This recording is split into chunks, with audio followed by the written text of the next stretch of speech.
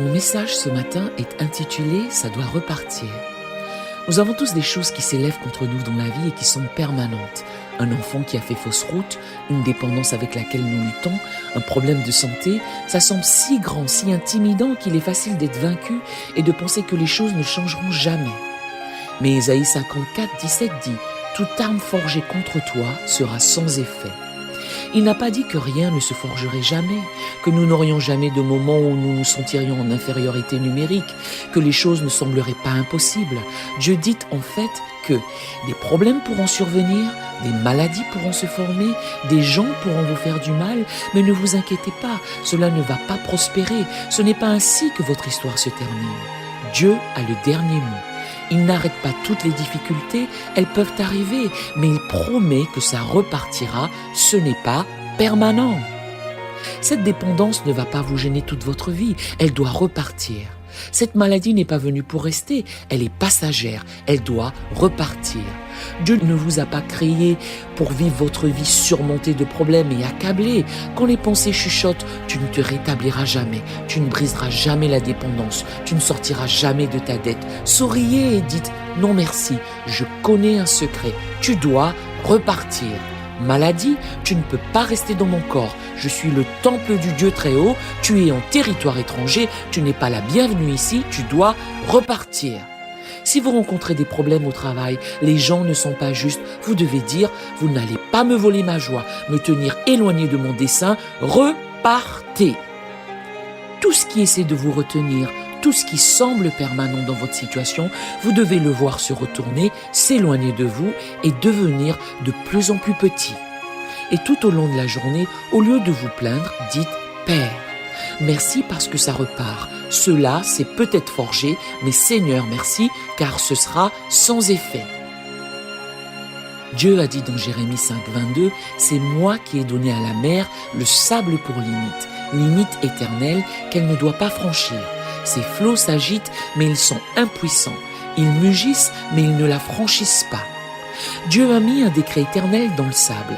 Une traduction dit une ordonnance éternelle. On pourrait dire que Dieu a mis sa parole dans chaque grain de sable, ce qui lui donne la capacité de maintenir l'océan dans ses limites. Cela ne semble pas possible. Le sable est minuscule, ce n'est rien comparé au vaste océan. L'océan est massif et puissant, mais le minuscule sable le maintient en place. Tout cela parce que Dieu a mis un décret dans le sable. Je m'imagine le sable et l'océan en pleine conversation, et l'océan dit « Petit sable, penses-tu vraiment que tu peux me contourner dans mes limites ? Je suis des milliards de fois plus grand, plus fort, plus puissant que toi. Tu n'as aucune chance. » Le sable dit « Écoutez, monsieur l'océan, vous pouvez avoir un grand mugissement, mais vous ne m'intimidez pas. Peu importe ma taille ou mon apparence, vous ne pourrez jamais me dominer parce que le Dieu Tout-Puissant a mis sa parole en moi. Il y a une ordonnance éternelle qui dit que je peux vous retenir. » Cela rend l'océan si furieux qu'il commence à bouillonner, à s'agiter, et une grande tempête arrive et l'eau se précipite sur le sable au-delà de ses limites normales. L'océan se met à rire et il dit « Je t'ai dit que je pouvais le faire, je t'ai dit que j'étais plus puissant que toi, que tu ne me contiendras jamais. » Mais le petit sable n'est pas inquiet, il ne commence pas à se plaindre. « Mon Dieu, que s'est-il passé? Je pensais que tu avais mis un décret en moi, je pensais que tu m'avais fait une promesse. » Non! Tous les grains de sable en chœur ont commencé à chanter « Vous devez repartir, vous devez repartir, vous devez repartir. » Tout comme Dieu l'a promis, lorsque la tempête est terminée, l'océan recule et revient à ses limites normales. Non pas parce que le sable était plus puissant, mais parce que Dieu a mis son décret dans le sable. Ce que vous affrontez peut sembler plus grand, plus puissant, mais quand vous avez la parole de Dieu dans votre cœur, c'est l'ordonnance éternelle. Sa parole est le décret qui vous permet de résister à des tempêtes plus fortes, de vaincre des ennemis plus grands, de réaliser des rêves qui vous semblent impossibles. Lorsque vous marchez en déclarant ses promesses, en disant ce qu'il dit de vous, je peux faire tout par Christ, je suis béni et je ne peux pas être maudit, je vivrai et ne mourrai pas. Tout comme ce sable, le Créateur de l'univers repoussera les forces des ténèbres. Il ne laissera pas cet obstacle vous vaincre. Il peut dépasser temporairement ses limites, mais ne vous découragez pas, il faudra qu'il reparte.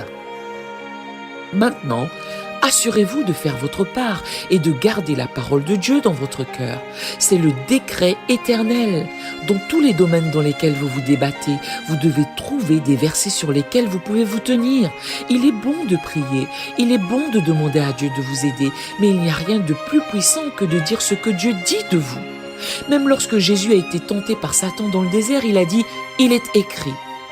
Chaque fois, il retournait aux Écritures et citait ce que Dieu avait dit.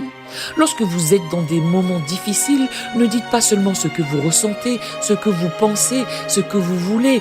Dites ce que Dieu dit de votre situation. La Bible dit dans Ésaïe 55:11 que la parole de Dieu ne retourne point à moi sans effet. Ce ne sera pas inefficace. Lorsque vous avez des promesses de Dieu qui sortent de votre bouche, vous ne pouvez pas être vaincu. Quand vous marchez avec ce qu'il a dit, le jouant dans vos pensées toute la journée, je suis béni, je suis prospère, je suis racheté, je suis en bonne santé, je suis un chef-d'œuvre, j'ai l'esprit de Christ, j'ai la paix qui surpasse tout entendement, je suis plus que vainqueur, Dieu me fait toujours triompher, mes derniers jours seront meilleurs que les premiers. Vous activez un pouvoir qui vous mènera là où vous ne pouvez pas aller tout seul. Vous surmonterez des obstacles qui semblent insurmontables. Si vous vous sentez coincé dans votre carrière et que vous pensez avoir atteint vos limites, au lieu de vous décourager, prenez ce décret éternel dans votre cœur. Père, tu as dit que ta faveur m'entoure comme un bouclier. Tu as dit que tu m'emmènerais de gloire en gloire, que le chemin des justes devient de plus en plus lumineux. Lorsque vous vous accordez avec ce que Dieu a dit, il ouvrira des portes que vous ne pourriez pas ouvrir. Il fera ce que la médecine ne peut pas faire. Vous vaincrez des ennemis qui étaient beaucoup plus puissants. Jérémie a dit, bien que l'océan mugisse, il ne peut pas franchir ses limites. Vous avez peut-être des pensées qui mugissent dans votre esprit, des pensées si fortes qui vous disent, regarde le rapport médical, tu ne seras jamais guéri, tu as été célibataire pendant toutes ces années, tu ne rencontreras jamais la bonne personne, cette dépression est permanente, tu n'en seras jamais libéré. La parole dit, l'ennemi rôde comme un lion rugissant. Il aime rugir, il aime faire de fortes menaces, de fortes accusations, en essayant de vous faire vivre dans la peur, l'inquiétude, vous faire penser que ce que vous affrontez est trop grand, plus fort que vous. Accepte-le, vis vaincu, vis accro, vis déprimé. Mais ne laissez pas le rugissement vous tromper, plus de bruit que de mal. Quand Dieu vous a insufflé la vie, comme ce sable, il a mis en vous un décret éternel. Il a dit, il vous fera toujours triompher. Il a dit, quand les ennemis viendront contre vous par un seul chemin, il les vaincra et il les fera fuir devant vous par 7 chemins. Lorsque l'ennemi rugit sur vous, parfois la meilleure chose à faire est simplement de l'ignorer. N'y faites pas attention. Mais il y a des moments où vous devez aussi rugir sur lui. Lorsque ces menaces se font entendre bruyamment dans vos pensées, revenez hardiment sur ce que Dieu dit. Si cette pensée rugit vous disant « tu ne vaincras jamais cette maladie », rugissez en retour et dites « je vivrai et ne mourrai pas. Dieu remplira le nombre de mes jours ». Quand il rugit, tu ne peux pas réaliser tes rêves, tu n'as pas de talent, rugissez en retour, tout ce que je touche prospère et réussit. Le bonheur et la grâce m'accompagneront. Si le rugit est dit, eh bien, cette anxiété, cette dépression va toujours aigrir ta vie, tu n'as aucun moyen de la vaincre, ne le laissez pas avoir le dernier rugissement. Déclarez, il n'y a rien de trop difficile pour mon Dieu. Ce qu'il a commencé dans ma vie, il le terminera. Bien que je sois entouré de problèmes, je ne connais aucune peur, car si Dieu est pour moi, qui sera contre moi ? Un jour, j'ai parlé à une jeune femme qui était dans la vingtaine et elle était tellement inquiète de ne pas pouvoir avoir d'enfant. Sa mère a eu du mal à tomber enceinte. Sa grand-mère a également eu du mal à concevoir. Cela faisait partie de leur lignée familiale depuis des générations. Il semblait que cela allait lui être transmis. Depuis qu'elle était petite, elle avait peur de ne pas avoir d'enfant. Parfois, nous croyons un mensonge au début de la vie et cela nous empêche d'entrer dans notre destin. Elle et son mari avaient essayé d'avoir un enfant pendant plusieurs années, mais elle ne pouvait pas concevoir. Elle a suivi les traitements de fertilité, a fait ce qu'elle a pu, mais sans succès. Elle s'est avancée un jour pour la prière, très découragée. Je lui ai dit de trouver des versets sur l'enfantement dans la parole et de commencer à s'y attarder. L'ennemi rugissait dans ses pensées depuis des années et tant qu'elle laissait jouer ses mensonges, ça la retenait. Il était temps qu'elle commence à rugir. Elle a commencé à déclarer ce que Dieu a dit dans les psaumes. Dieu fera de la femme stérile une mère joyeuse au milieu de ses enfants. Dieu, tu as dit que le fruit de mes entrailles est béni. Tu as dit que tu ne refuses aucun bien à ceux qui marchent dans l'intégrité. Seigneur, merci parce que mon bébé est en route. Lorsque vous obtenez le décret éternel à l'intérieur, Dieu fera bouger les choses que vous ne pourriez pas faire arriver. Comme l'océan, l'infertilité semblait tellement plus grande et le rapport médical disait « vous ne pouvez pas avoir d'enfant ». Elle était comme le sable. Cela semblait impossible, mais le sable, avec le décret, repoussera le puissant océan. Quelques années plus tard, elle est venue devant avec une belle petite fille de 2 ans. Elle était tellement heureuse, elle a dit « Dieu m'a bénie avec cet enfant et maintenant je suis enceinte d'un autre bébé ». L'ennemi peut rugir dans votre vie. Il est temps qu'il vous entende rugir en retour. Vous devez commencer à déclarer avec audace ce que Dieu dit de vous. Quand mon père est allé auprès du Seigneur et que je suis devenu pasteur de l'église, je n'avais aucune expérience dans le ministère. Des pensées ont rugi. « Joël, tu ne peux pas faire ça. Personne ne va venir. Tu n'as pas la formation, l'expérience. Tu es trop calme. » Ce qui est drôle, c'est que la plupart de ces choses étaient vraies. Au milieu de la nuit, je me réveillais et ces pensées criaient si fort dans ma tête. L'ennemi essaiera de vous détourner de votre destin. J'ai fait ce que je vous demande de faire. Chaque fois qu'il rugissait, je rugissais en retour. Tu ne peux pas faire ça? Je peux tout par Christ. Tu n'as pas ce qu'il faut?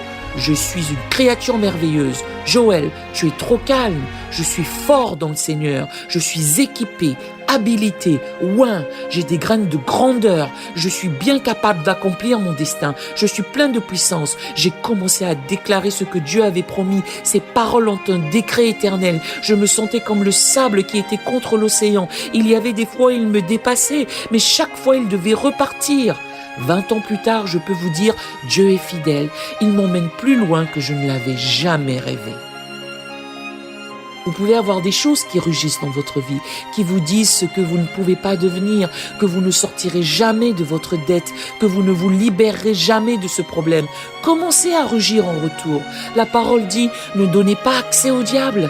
Ne le laissez pas remplir votre esprit de pensées de défaite, de manque, d'insécurité. Rugissez en retour. Déclarez la faveur, déclarez la force, déclarez la santé, déclarez la victoire. C'est ce que ma mère a fait. En 1981, elle a reçu un diagnostic de cancer de foie en phase terminale et on ne lui donnait que quelques semaines à vivre. Il n'y avait rien de plus que les médecins pouvaient faire. Elle ne pesait que 40 kilos et sa peau était très jaune. On aurait dit qu'elle allait y passer très vite. Mais au lieu d'abandonner, elle a trouvé environ 40 passages dans les Écritures qui parlaient de guérison. Sa voix était très faible, mais elle faisait le tour de la maison. On disait « Par ses meurtrissures, je suis guérie. Je vivrai et ne mourrai pas. Et je déclarerai les œuvres du Seigneur.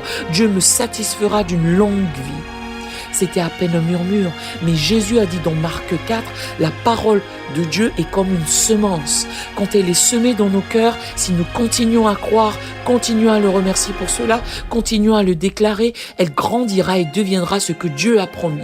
Dans le naturel, nous pouvions entendre ce mot cancer faire boum, comme le tonnerre dans toute la maison. Les promesses de Dieu semblaient si petites par rapport à ce qu'elle affrontait. Mais ma mère n'a pas été émue par la taille de l'océan, pour ainsi dire. Elle n'a pas été découragée par le mugissement des vagues, ni été intimidée par les circonstances qui la ballottaient dans tous les sens. Elle ne cessait de déclarer ce que Dieu avait dit. Semaine après semaine, elle devenait un peu plus forte. Elle le disait avec un peu plus de puissance. Par ses meurtrissures, je suis guérie. Il semblait que l'ennemi rugissait encore plus fort, avec plus de force. Tu n'es pas guérie, tu as un cancer en phase terminale, tu seras partie dans quelques semaines. Ma mère n'a pas été émue par le rugissement. Elle savait que l'ennemi est comme un lion rugissant. Ce n'est pas un lion, il n'a aucun pouvoir sur lui. Ses seules armes sont la tromperie, la peur et le mensonge. Ma mère n'arrêtait pas d'arroser cette semence, remerciant Dieu pour ce qu'il avait promis. La semence ne cessait de pousser. Quelques mois plus tard, les choses avaient complètement changé. Au lieu que le mot cancer éclate dans nos maisons, dominant nos pensées, tout ce que nous pouvions entendre, c'était la voix de ma mère qui tonitruait « Je vivrai et ne mourrai pas. Dieu me redonne la santé. » Maintenant, le mot cancer était à peine un murmure. La Bible dit dans Actes, la parole de Dieu croissait en puissance et en force. Lorsque vous vous accordez avec Dieu et laissez sa parole grandir, si vous dites ses promesses, si vous le remerciez pour ce qu'il a dit, alors vous verrez ce décret éternel, les ordonnances éternelles s'accomplir. Sa parole l'emportera sur la maladie, l'emportera sur les dépendances, l'emportera sur la peur et la dépression. Comme le sable, quand les choses se heurtent à vous, vous pouvez vivre submergé. Pensez que cela ne marchera jamais. Vous devez lui dire « tu dois repartir ». Si vous êtes confronté à un problème de santé, n'apprenez pas à vivre avec. Dites au diabète « tu dois repartir ». Cancer, tu dois repartir. Hypertension, tu m'as peut-être dépassé pour l'instant, mais tu n'es pas permanent. Tu n'as pas le droit de rester ici. Tu dois repartir. Eh bien Joël, la bourse en baisse m'a tellement coûté. Cette pandémie, ne pas pouvoir travailler va me couler financièrement. Non, commencez à lui dire « tu dois repartir. Père, tu as dit que tu ouvrirais les écluses des cieux, tu répandrais sur moi la bénédiction en abondance. Je sais que l'économie n'est pas ma source, mais tu es ma source. Tu as dit que même dans la famine, j'en aurais plus qu'assez. Vous ne pouvez pas être passif et atteindre votre destin. Dites à la dépendance, à l'alcool, à la nicotine, vous devez repartir.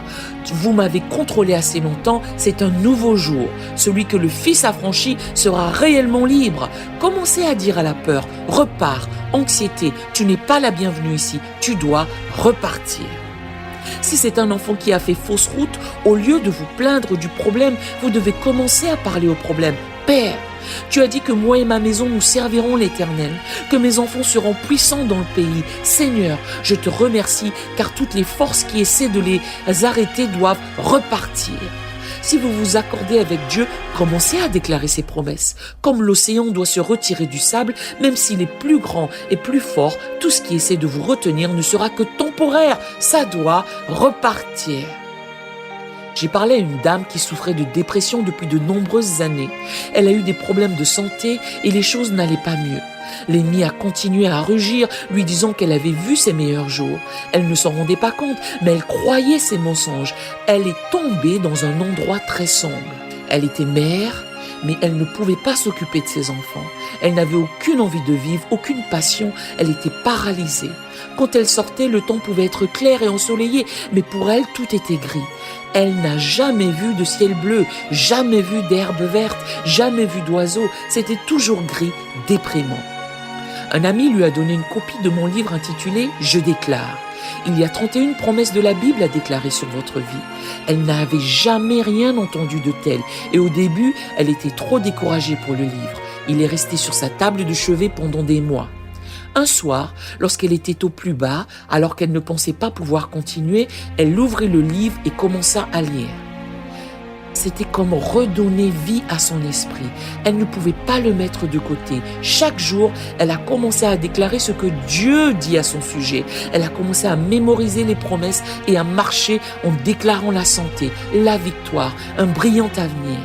Elle a cessé de croire que la dépression était permanente. Elle en parlait toujours comme ma dépression, ma maladie. Elle a cessé de s'en approprier et a commencé à dire « j'affronte ça aujourd'hui, mais ça ne durera pas pour toujours. Cela aussi passera. » Elle disait en fait « tu dois repartir, tu n'as pas ta place ici. » Et petit à petit, les choses ont commencé à changer. Elle a retrouvé sa passion. Elle a recommencé à sourire. Un jour, elle est sortie et pour la première fois depuis des années, le ciel était bleu, l'herbe était verte, la couleur était revenue. Aujourd'hui, elle est heureuse, appréciant ses enfants et vivant la vie victorieuse qui lui appartient. Lorsque vous ingérez la semence de la parole de Dieu dans votre cœur, lorsque vous déclarez ses promesses, vous puiserez dans un décret éternel ce pouvoir qui prévaut sur tout ce qui essaie de vous retenir. Les vagues peuvent parfois vous submerger. Vous avez l'impression d'être dépassé. Ce que vous affrontez semble tellement plus grand. Ne vous inquiétez pas, ça doit repartir. Ce n'est pas permanent. Ce n'est pas comme ça que votre histoire se termine. Vous ne voyez peut-être rien encore changer, mais Dieu travaille dans les coulisses. Ce n'est qu'une question de temps avant que les problèmes ne disparaissent, que la dépression ne disparaisse, que la dépendance soit supprimée. Comme cette dame, votre histoire ne se termine pas par une défaite. Ne vous appropriez pas le problème. Commencez à lui dire « tu dois repartir ». Quelque chose de puissant se produit lorsque vous déclarez à voix haute les choses de Dieu. Jésus a dit « si vous aviez la foi comme un grain de sénévé, vous pourriez dire à cette montagne « transporte-toi d'ici là » et elle se transporterait. Et rien ne vous serait impossible. La graine de moutarde est l'une des plus petites graines. Elle est si petite que vous pouvez à peine la saisir dans votre main. Pourtant, Dieu a dit, si vous avez juste la foi de la taille d'une graine de moutarde, si vous avez juste un peu de foi, vous pourrez parler à une énorme montagne, un énorme obstacle, et il sera supprimé. C'est le même type d'illustration que ce petit grain de sable contre un immense océan. Dieu nous montre que lorsque nous sommes confrontés à de grands défis, lorsque nous sommes confrontés à des choses qui semblent impossibles, ce n'est pas la taille de notre foi, ce n'est pas la taille de ce que nous avons, c'est ce que Dieu a mis dans la minuscule semence, c'est l'ordonnance éternelle dans le minuscule grain de sable. Comment activer cette foi de grain de sénévé? Comment empêcher que l'océan nous dépasse?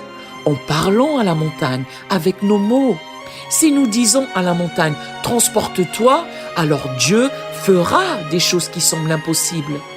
Il peut y avoir une montagne dans votre vie en ce moment, une montagne de dette, une montagne de peur, une montagne de dépendance. Quand il y a une montagne, vous ne pouvez pas voir votre avenir. Il semble insurmontable. Dieu a utilisé l'image de la montagne pour vous faire savoir que quand vous avez ces gros obstacles, ces choses qui devraient faire obstacle à votre destin, ce n'est pas la fin. La montagne semble permanente, elle semble ne pas pouvoir changer. La vérité est, vous avez ce dont vous avez besoin pour la déplacer. Tout ce qu'il faut, c'est la foi de la graine de moutarde, c'est la plus petite quantité de foi. Maintenant, au lieu de vous plaindre de la montagne, d'être déprimé à cause d'elle, de dire à vos amis comment vous ne la vaincrez jamais, pourquoi ne commencez-vous pas par parler à la montagne? Dites à cette dépression, tu ne peux pas m'empêcher d'entrer dans mon destin. Dites à la maladie, tu n'as pas le dernier mot. Dites à cette dépendance, tu ne vas pas me retenir, tu dois bouger. Il y avait un homme dans la Bible nommé Zorobabel.